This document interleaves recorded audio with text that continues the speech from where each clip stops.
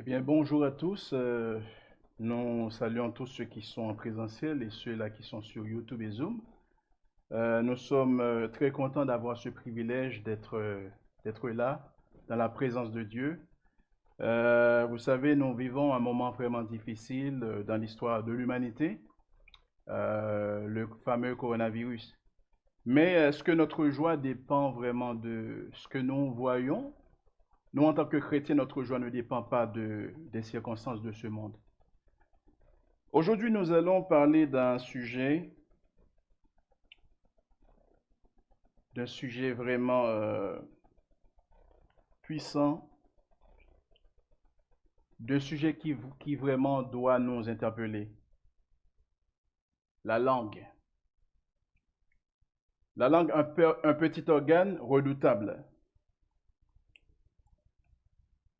Cela fait environ un an depuis que le terme COVID-19 est sur toutes les lèvres. Et chaque jour, c'est le même refrain. Pandémie, confinement, masque, ce que moi je ne tolère vraiment pas. Et ces jours-ci, il y a la vaccination. Toutes ces actualités sous-tendent un seul petit élément, très très petit. Le virus qui fait des milliers et des milliers de morts, de victimes. Jacques, dans son épître, nous présente la langue comme étant un petit élément, un petit organe aux effets énormes. Déjà dans le chapitre 1, il nous a exhorté à être prompt à écouter et lent à parler. Jacques avait une très très grande préoccupation, celle qui consiste au discours des faux enseignants qui étaient en train de ruiner les croyants, essentiellement les nouveaux convertis qui avaient besoin d'instruction dans l'évangile de Jésus-Christ. Et en fait, cela devait habituellement passer par les enseignants. Certains enseignants ou docteurs utilisaient cette capacité qu'ils avaient, leur capacité de communication, pour se faire valoir eux-mêmes au lieu de mettre en avant la gloire de Dieu. Par leur comportement, ils occultaient, ils dissimulaient, ils cachaient Dieu, le maître de l'évangile. Tout cela, ils le faisaient pour être vus, dans l'objectif pour être honorés des hommes. De plus, ils utilisaient cette position d'enseignement pour critiquer les autres. Et le pire dans tout ça, ils apportaient de fausses doctrines. Le chapitre 3 de l'épître de Jacques est une élaboration du chapitre 1er, le verset 19, où l'auteur s'adresse premièrement aux enseignants et ensuite à toute l'assemblée sur la puissance et les méfaits de la langue. La question à se poser maintenant, comment se fait-il un petit organe si petit, qui mesure environ 9 cm et qui pèse environ en moyenne 65 grammes, soit si difficile à contrôler? Serait-ce à cause du péché qui règne dans la vie des êtres humains? Y a-t-il vraiment un remède à ce mal? Nous allons trouver la réponse à ces interrogations dans l'épître de Jacques, chapitre 3, verset 1 à 12. Jacques 3, verset 1 à 12. J'aimerais qu'on lise avec beaucoup d'attention.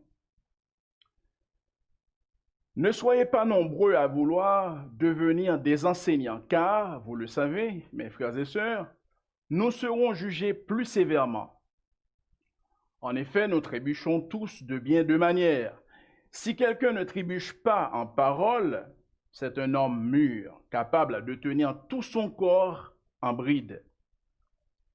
Quand nous mettons le mort dans la bouche des chevaux pour qu'ils nous obéissent, nous dirigeons ainsi leur corps tout entier.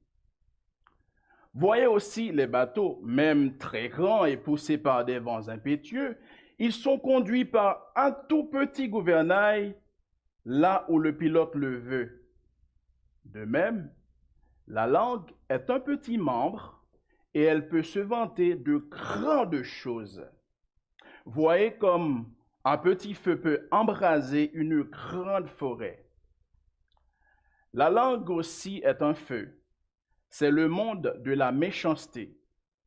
Ainsi, la langue se trouve parmi nos membres, elle souille tout notre corps et enflamme le cours de notre existence, étant elle-même enflammée par l'enfer.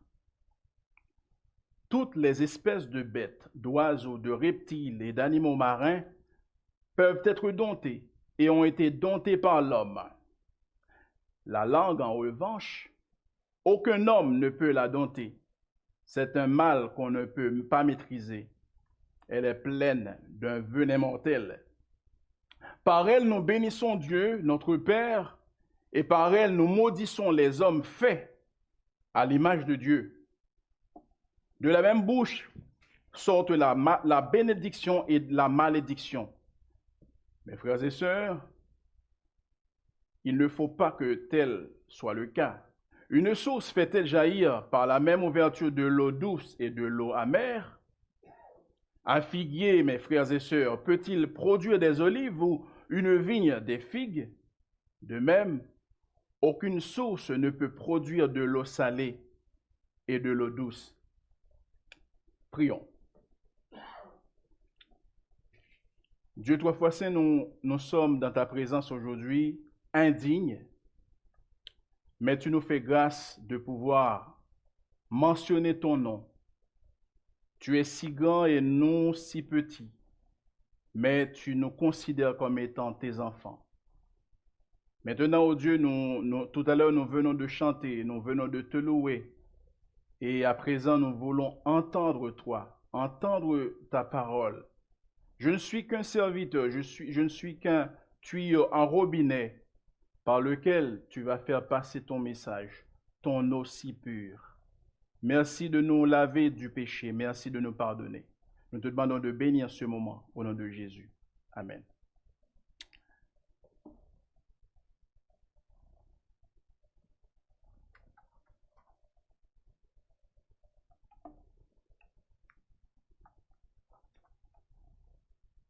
Vous avez, après cette lecture, relevé certains mots clés dans ce passage. Par exemple, vous avez vu le feu, gouvernail, chevaux. Bref, il y a quelques termes vraiment importants dans ce passage. L'apôtre Jacques s'adresse premièrement aux chrétiens dans l'Église qui aspirait à devenir enseignants. Enseignants, ce sont par exemple les pasteurs. Rappelez-vous que les destinataires de la lettre sont les 12 tribus qui sont dans la dispersion. Ce sont les Juifs chrétiens, dispersés partout dans l'Empire romain à cause de la persécution qu'il y avait dans le temps. Depuis l'époque de Jésus-Christ, les rabbins qui se faisaient appeler maîtres enseignaient et jouissaient du coup d'une position prestigieuse et pour cause. Ils étaient honorés par tout le monde et les auditeurs pourvoyaient à leurs besoins. Et ceux-ci, ils détenaient le pouvoir et l'influence. Ça, c'est extrêmement important. Ce qu'ils avaient dans le temps, c'est qu'ils détenaient le pouvoir, le fait qu'ils avaient cette possibilité de communiquer. Ils avaient ce pouvoir et l'influence. Ces hommes, conscients de ces honneurs, ils sont devenus orgueilleux en raison de leur éloquence. Ils voulaient avoir sur eux le projecteur. C'est comme les artistes qui sont toujours en avant, ils veulent toujours être interviewés. C'était leur comportement. Et Jésus, dans Matthieu 23, versets 3 à 7, dénonçait le comportement de ces hommes-là. Si vous ouvrez votre Bible, dans Matthieu 23, versets 3 à 7, Jésus parlait à la foule et à ses disciples en disant, « Faites donc et observez tout ce qu'ils vous disent, mais n'agissez pas selon leurs œuvres, car ils disent et ne font pas. Ils lient les fardeaux pesants et les mettent sur les épaules des hommes, mais ils ne veulent pas les remuer du doigt. Ils font toutes leurs actions pour être vus des hommes. Ainsi, ils portent des larges phylactères et ils ont de longues franges à leurs vêtements. Ils aiment la première place dans les festins et les premiers sièges dans les synagogues. Ils aiment à être salués dans les places publiques. Ça, c'est l'orgueil. Et à être appelés par les hommes rabbis. Vous savez, ces hommes enseignaient certes, mais ils n'avaient pas l'approbation de Dieu. Et vous savez que c'est très grave le fait de faire quelque chose, de prétendre faire quelque chose pour Dieu et que vous n'avez pas l'approbation de Dieu. Il y avait beaucoup d'hommes qui ont agi ainsi et puis ils n'avaient pas vraiment l'approbation de Dieu. Et ça, c'est vraiment dommage.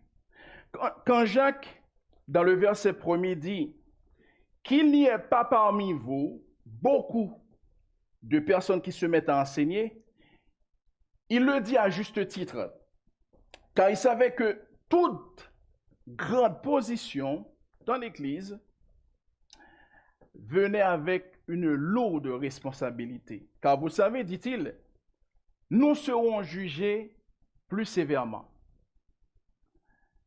Une chose est sûre, ceux-là qui sont toujours en avant, ceux-là qui portent le message de Dieu, ils seront jugés plus sévèrement.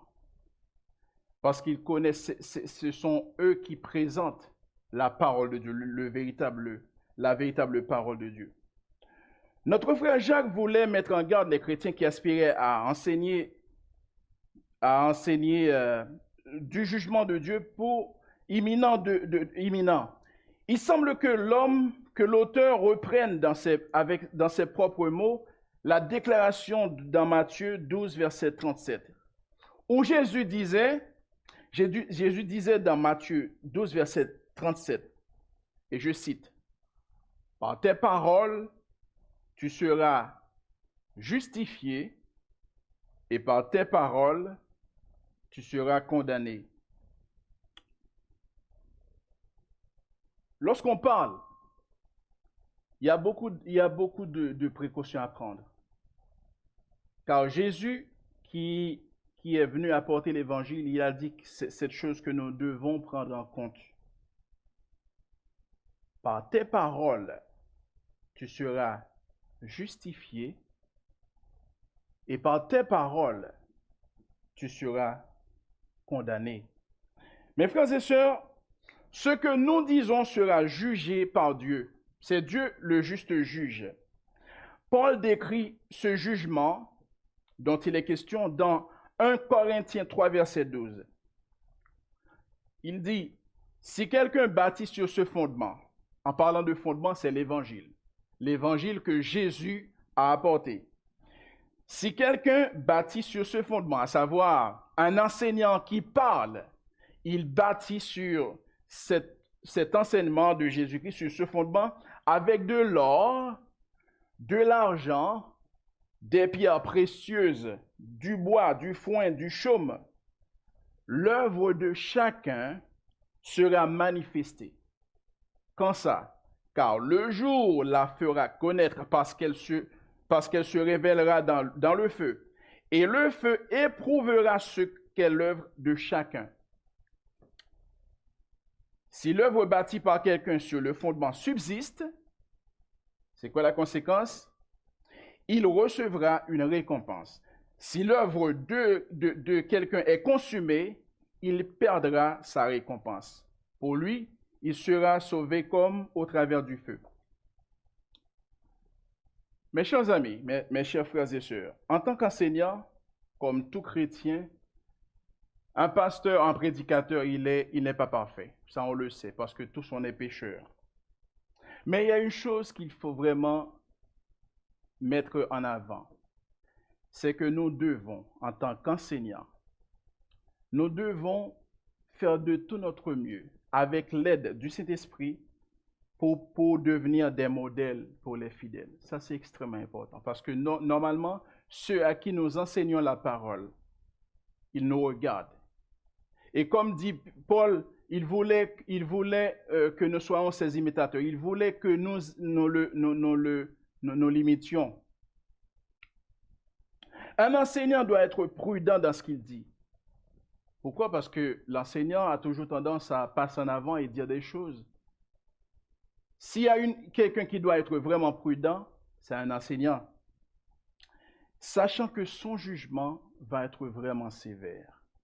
Il a la connaissance des choses. S'il dit ses propres choses, il va être jugé plus sévèrement. Vous savez, mes frères et sœurs, les paroles sont des outils de l'enseignant, mais des outils qui peuvent causer du tort.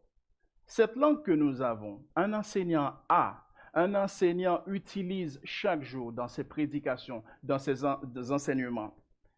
S'il utilise cette langue, ces paroles très mal, ça va faire beaucoup de dégâts.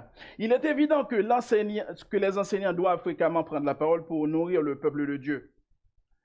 Un enseignant dans l'Église a pour tâche d'enseigner la pure parole de Dieu. Pas une parole mélangée, mais la pure parole. Pas pour exprimer ses opinions personnelles, ni mettre en avant son éloquence pour être vu et honoré comme l'ont fait certains hommes. Mais il faut que l'enseignant sache que la parole qu'il prêche doit être véritable. Jacques va s'adresser par la suite, après avoir communiqué aux enseignants, après avoir exhorté les enseignants, il va par la suite parler aux membres de l'Église.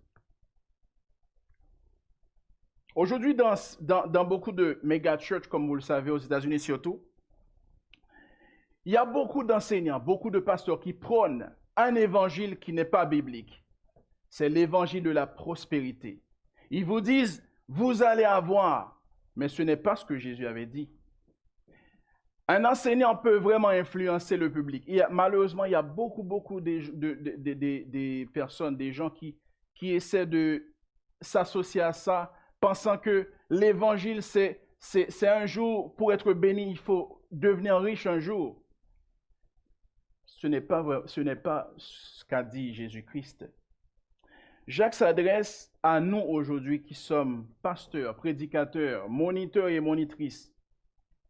Notre motivation, ça doit être pure et simplement la gloire de Dieu. La gloire de ce Dieu qui donne la sagesse pour devenir mature spirituellement. Il y a une chose qu'il ne faut vraiment pas oublier. Un chrétien lit sa Bible chaque jour. Un chrétien veut écouter la parole de Dieu.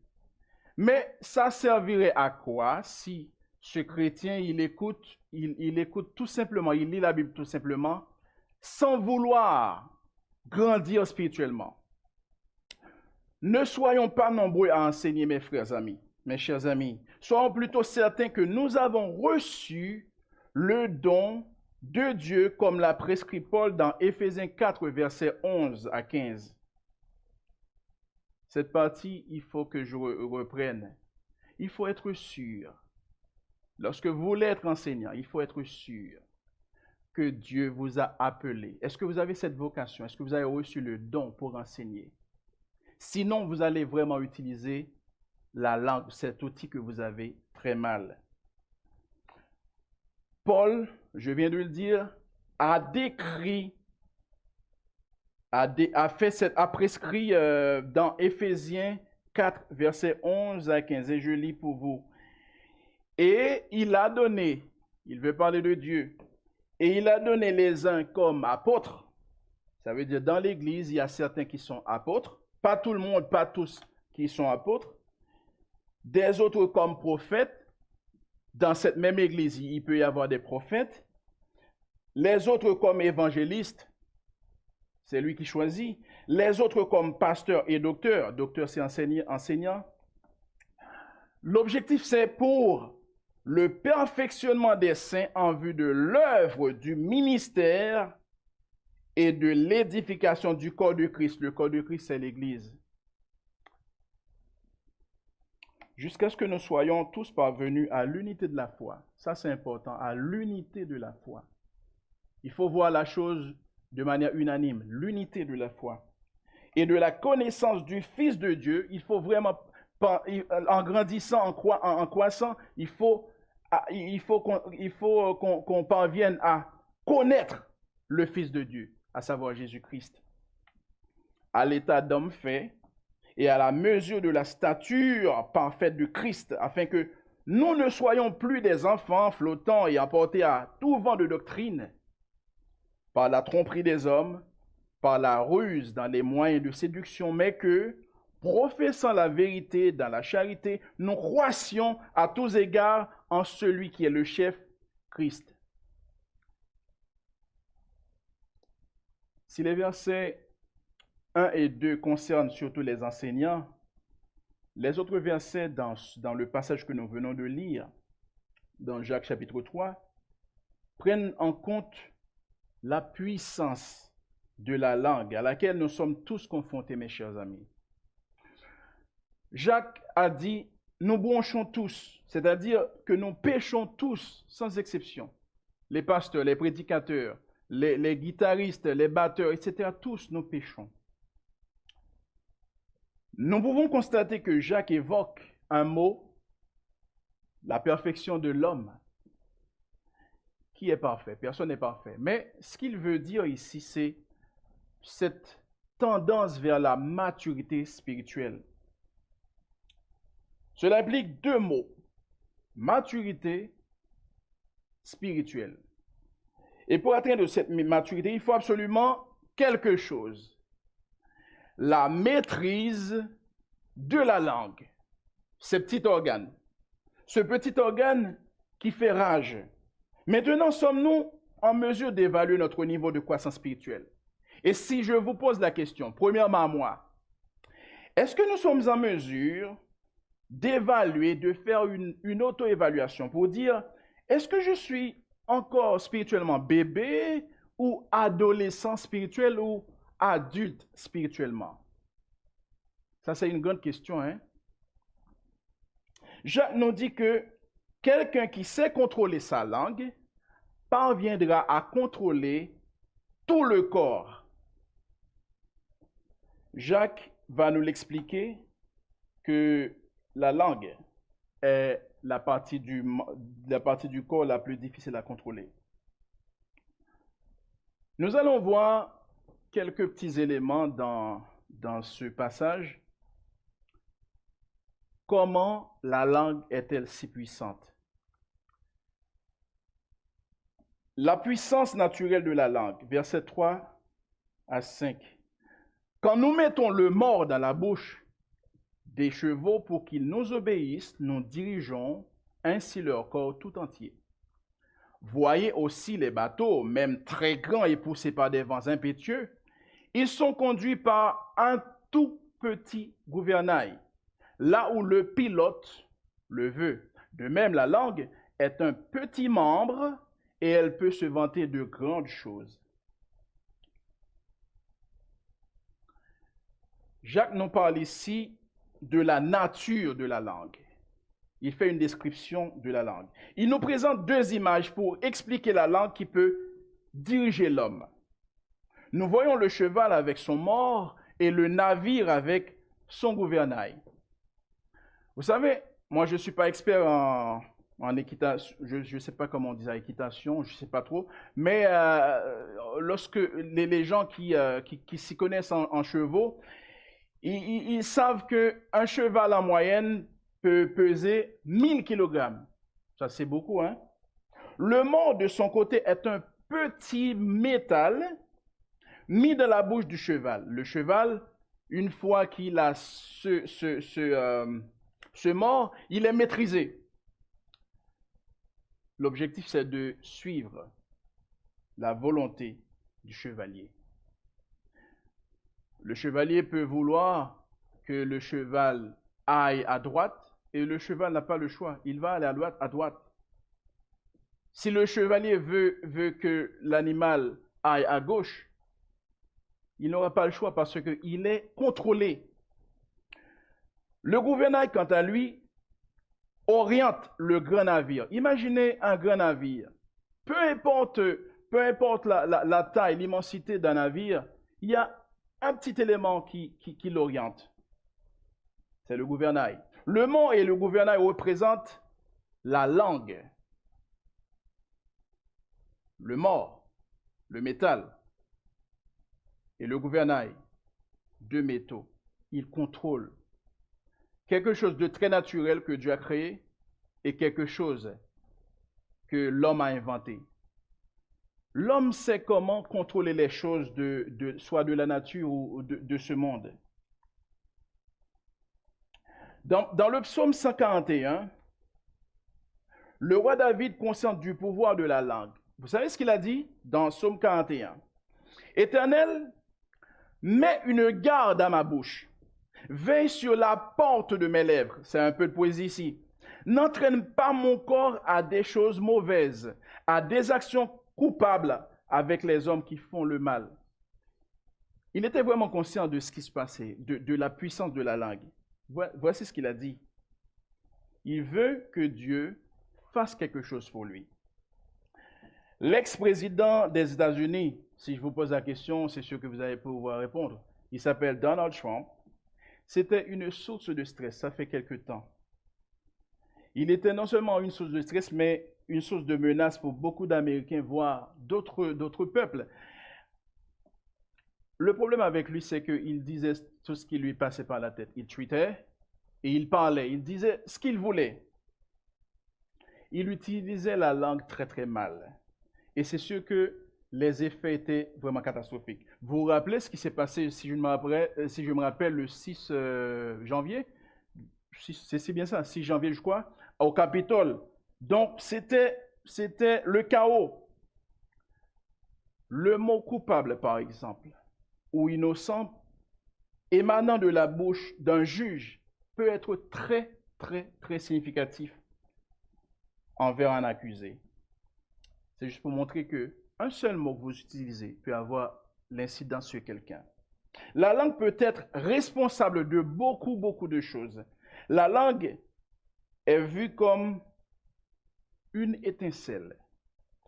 Si la langue peut diriger l'homme tout naturellement, de manière intrinsèque, elle a aussi une puissance destructrice. La puissance destructrice de la langue. Les versets 5 et 6 décrivent la puissance destructrice de la langue. Verset 5. Voyez comme un petit feu peut embraser toute une grande forêt. La langue aussi est un feu. C'est le monde de la méchanceté. La langue, c'est le monde de la méchanceté. Ainsi, la langue se trouve parmi nos membres. Elle souille tout notre corps, tout le cours de notre existence, étant elle-même enflammée par l'enfer. Savez-vous combien de temps il faut pour construire un immeuble? Si peut-être vous êtes dans la construction, vous le saurez. Moi, je ne suis pas un expert. Mais c'est sûr que ça peut durer, ça dépend de l'immensité de l'immeuble. Ça peut durer des mois, des années, ça dépend. Ça dépend de ce que vous construisez. Mais vous savez combien de temps il faut pour un feu de détruire un grand immeuble?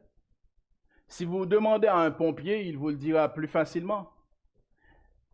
Quelques heures, une journée, à la rigueur 2 jours, si on ne fait rien.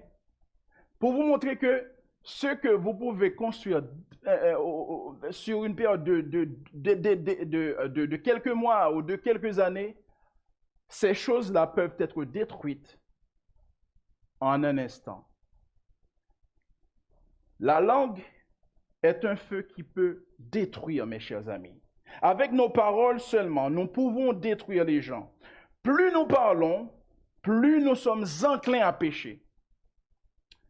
Vous savez pourquoi? Parce que nous exprimons nos pensées si facilement et nous oublions parfois le tort que nos paroles peuvent causer.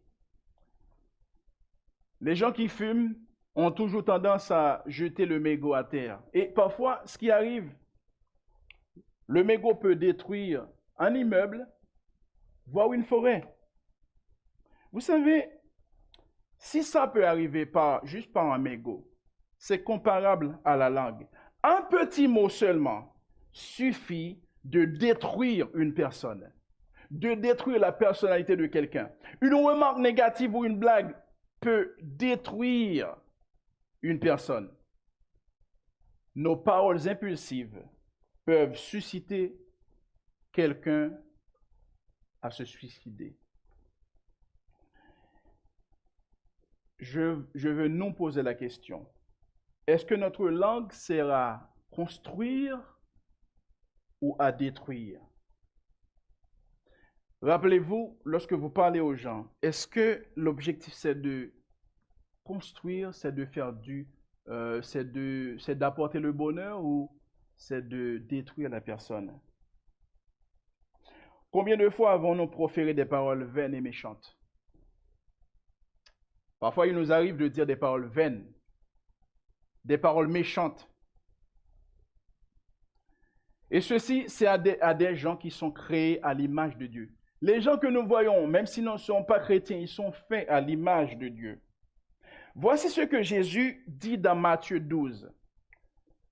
Je vous le dis, au jour du jugement, les hommes rendront compte de toute parole vaine qu'ils auront proférée. Car par tes paroles, tu seras justifié et par tes paroles, tu seras condamné. Et plus tard, dans Matthieu 15, verset 11, Jésus dira, ce n'est pas ce qui entre dans la bouche qui souille l'homme, mais ce qui sort de la bouche, c'est ce qui souille l'homme. Vous avez une idée? Ce que vous mangez ne va pas vous souiller, mais plutôt ce qui sort par la bouche, c'est-à-dire les mauvaises paroles. En effet, mes frères et sœurs, c'est de l'abondance du cœur que la bouche parle. Il faut être prudent de la manière dont nous utilisons notre langue, car celle-ci est parfois incontrôlable. Il y a des gens, lorsqu'ils parlent, ils disent « c'est parti tout seul ». Et ça arrive à tout le monde, de dire quelque chose et en réalité, c'est parti tout seul.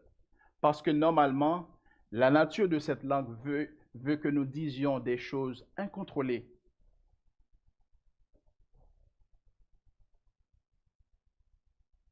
La puissance incontrôlable de la langue. Toutes les espèces de bêtes, d'oiseaux, de reptiles et d'animaux marins peuvent être domptées et ont été domptées par l'homme. Parce que, rappelez-vous, Dieu a donné ce mandat aux hommes de pouvoir dompter les animaux. La langue, en revanche, la langue que nous avons à l'intérieur de nous par un animal, aucun homme ne peut la dompter. C'est un mal qu'on ne peut pas maîtriser. Elle est pleine d'un venin mortel. Il semble que nous soyons tous impuissants devant cet organe que nous avons, devant cette langue. Jacques montre que nous avons déployé des techniques, nous avons développé des stratégies pour dompter les animaux, tous les animaux, peu importe les animaux sauvages. Nous avons cette capacité, Dieu nous a donné cette capacité de maîtriser, de contrôler les animaux, aussi grands qu'ils soient. Mais le problème reste toujours, est-ce que nous sommes capables de contrôler notre langue? Jacques au verset 8 fait allusion au serpent venimeux lorsqu'il dit « Elle est pleine d'un venin mortel », notre langue. Elle est pleine de venin mortel. Parfois, nos paroles tuent. Vous savez, un serpent qui est venimeux, s'il vous pique, c'est sûr que vous allez mourir. À moins que vous preniez une sorte d'antipoison. C'est ça, antidote, oui. Sinon, vous allez mourir. Parce que dans son venin, en fait, son venin, c'est le poison.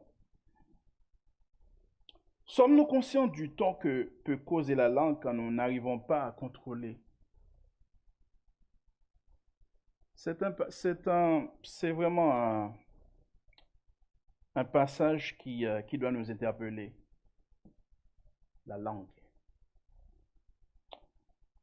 Vous savez, la sagesse voudrait qu'on fasse silence parfois. Il y a un conflit, au lieu de parler pour ne pas pouvoir contrôler sa langue, parfois on fait silence. C'est vraiment plus sage. On a quelque chose à dire, mais cependant, c'est mieux de faire silence. Parce que vous savez, laissons quelquefois parler le silence. Non seulement la langue a le pouvoir de diriger les hommes, de détruire ses semblables et détient un pouvoir incontrôlable, mais aussi elle est contradictoire parfois. le côté contradictoire de la langue, versets 9 à 12. Par elle, nous bénissons Dieu, notre Père, et par elle, nous maudissons. Remarquez ici, bénissons, maudissons. Les hommes faits à l'image de Dieu. De la même bouche, juste une seule bouche, de la même bouche sortent la bénédiction et la malédiction. Mes frères et sœurs, il ne faut pas que tel soit le cas. Une source, c'est la question que Jacques pose, une source fait-il jaillir par la même ouverture de l'eau douce et de l'eau amère? Un figuier, mes frères et sœurs, peut-il produire des olives ou une vigne des figues? De même, aucune source ne peut produire de l'eau salée et de l'eau douce. Bénir, c'est dire du bien, et maudire, c'est dire du mal au sujet de quelqu'un ou de quelque chose. Si nous réfléchissons un peu bien, nous dirons que la langue provienne d'une source d'hypocrisie. Pourquoi parfois nous bénissons avec la même bouche, nous maudissons? Chaque dimanche, beaucoup de chrétiens ont tendance à venir à l'église pour chanter la gloire de Dieu. C'est très très beau de chanter la gloire de Dieu. La mélodie, c'est entraînant. Mais avant même de venir à l'église parfois, est-ce que nous n'injurions pas nos collègues chauffeurs qui parfois font des gaffes? Vous savez ce qu'on peut toujours dire. Qu'est-ce qu'il fait là? Est-ce qu'il a appris à conduire? Des trucs comme ça, des trucs méchants. Mais vous savez, est-ce que la langue sert à maudire les gens ou dire pourquoi ne s'est-il pas entré? Un truc comme ça, des choses inimaginables. Quand nous bénissons Dieu, nous louons ses œuvres. Nous l'honorons. Ça, c'est important. Dieu que nous ne voyons pas, nous voulons le louer. Nous louons ses œuvres, nous l'honorons. Mais quand nous maudissons quelqu'un que nous voyons qui est fait à l'image de Dieu,